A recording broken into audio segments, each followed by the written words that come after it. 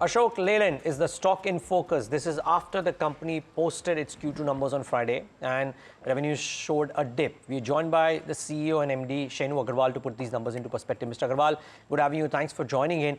Would love to understand first, how different is this CV cycle from the past ones? Yeah, so see, I think the cyclicity of the MHCV industry is going to change in a lot many ways. In any case, India is a very different country now than it was a decade ago, right? And therefore, I don't think it is good to look into the past and predict the future anymore. In any case, if you look at any fundamental factors, like the aging of the fleets, we are at an all-time high. We at the age of the fleet is running into an average of about 10 to 11 years now. Historically, it has always been around 7 years or so, right? So that is the biggest factor, because much of the demand comes from replacement in our country, and therefore if the aging of the fleet goes up, there is always a tendency that the buying would happen in the future years. So that is one. Other thing is that India is in itself going to grow at quite a rapid pace in the next few years, right? The third point I would say is we haven't reached the peak of FY19 yet. Yeah, and therefore, I mean, if you look at a longer term basis, it's not really it's a positive cycle, but it is yet to have a lot more steam, because a new high has to be created, and after every cycle there is a new high.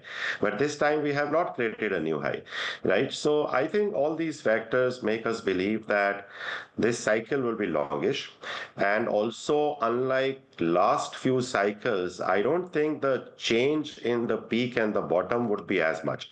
Earlier we have seen market dropping as much as 20 to 30%.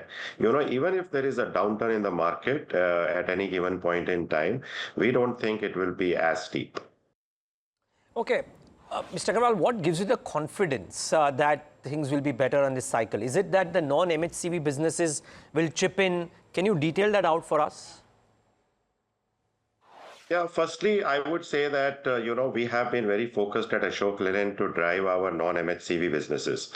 I would just start with maybe LCV. This is a newer business for us. We entered LCV business about 10 to 12 years ago.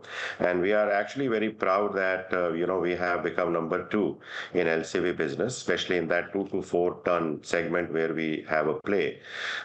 We have become number 2 in a short period of time. Still on LCV side, we are addressing only about 50% of the addressable market in the country, and therefore we have a huge headroom. Although we have 20% market share, but still there are many parts in the country in LCV business where our market share is in single digits, right? So whether we look at geographically or we look at in terms of product range, we have a huge upside. I think at the level of the industry also, we all hear a lot about last mile mobility and entry of e-commerce into tier 2, tier 3, tier 4 cities. I think all that is going to happen sooner than later, and therefore we are very optimistic about LCV industry. Actually, we think LCV should grow a little bit higher than or more than the MHCV itself. Yeah, so a lot of product launches are happening this year on LCV and will continue to happen in the years coming ahead. Defense business is another very good business for us. Last year, as you would recall, we had doubled our top line on the defense business. I am very happy to report that even in H1 of this fiscal, we have again doubled our defense business.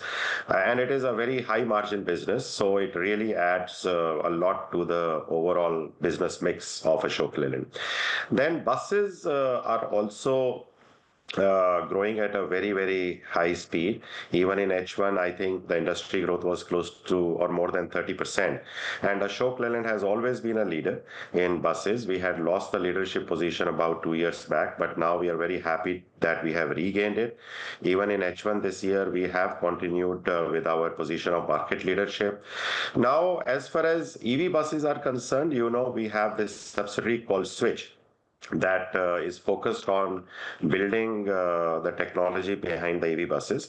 And we also have another subsidiary called OM, which is a e-mass subsidiary, which is actually getting into these long-term contracts with various government authorities, to run and operate the buses for a longer period of time. We are very happy with the performance of both Switch and OM. Actually, Switch is doing extremely well. Switch has an order book of about 2,000 electric buses right now, which we hope to deliver in next 15 months or so. And Switch India is also, we are hoping that it will also turn Ebitda positive either end of this year or the first half of next year. Yeah, so this journey is doing very well. I think just to sum it up, I would say that of course there is an intense focus on growing our market share and profitability on the MHCV side, but also because other businesses are very high margin businesses, we are equally focused on the non-MHCV businesses so that our business mix improves and our profitability can also improve. What about margins, Mr. Agarwal? Since MHCV drives margins, but you're telling us that other segments will now step up. So do margins take a hit? Yeah, let me first address the issue on the electric buses. As you all know, that electric bus story is pretty new in the country. It started only about 2 to 3 years ago. And at Ashok Leyland or Switch, our intention was always to create one of the finest electric buses for the country. We were not so much into like participating in all the tenders. In any case, the pricing on the tenders when it started was very, very low, and we did not want to get into anything which is not remunerative, right? So our focus was that. Now, I'm very happy to say that we have now come up with a completely new 12-meter low-floor electric bus, which we are going to supply to Delhi, Bangalore, and also to Chennai in the next few months. And this bus has all that advanced features and incorporates all the advanced technologies of the electric mobility that have surfaced in the last few quarters or few years. So we are very happy with the product development at Switch. The pricing in the contracts that are being, or the tenders which are being offered now, is also getting much better. And therefore, we are into a situation where we have a very good product that we are proud of. And also the pricing is now correcting to a very favorable level. As far as the PM e-drive is concerned, definitely it's a very welcome step because it's government's intention to electrify all the public transport, which is a welcome move. I think every quarter, there is an announcement which is more positive than the previous one. Now there is a PME drive scheme which intends to give subsidies to about 14,000 buses in the next 2 years. But we have also reports from the government that government wants to bring in 100,000 buses in the next 5 years or so. So I think the prospects of overall bus industry is very good, but the prospect of EV buses is also going to take a very good shape. Coming to margins, you have seen our Q2 results. Because of the contraction of the industry, the revenue was about 9% lower than Q2 of last year. But we could report a PAT which is 12% higher than last year. And this is excluding all the exceptional items. So you can understand from the results that our intention has been to continue to bring our break-even volumes much lower. If you compare Ashok Leyland of 5 years ago and you compare our most recent results, you will see that we have really brought down our cost structures well. We are managing the company very, very frugally, irrespective of the cycles, whether we are in positive or negative cycles. We want to have a very frugal and lean approach to the whole thing. And that is why our break-even volumes are so low. Despite a 9% drop on the top line, we have reported 12% more profit. I mean, what can reflect this story better than the most recent results? And we are going to continue to do that. And the factors are the same. Number one is that we really want to premiumize our products. We want to build strength in our product that customers would pay more for it.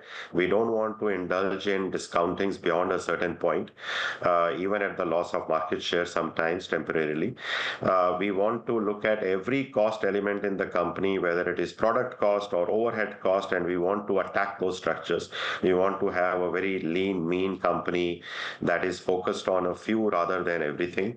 And finally, as I said, we really want to improve our business mix by growing our non-MHCV businesses like defense, like aftermarket parts, like power solutions business, and also international operations. And we have delivered very strong growth in all these four businesses in last few years. Well, we wish you all the best for growth to continue. Mr. Agarwal, thanks so much for joining in and giving us those perspectives.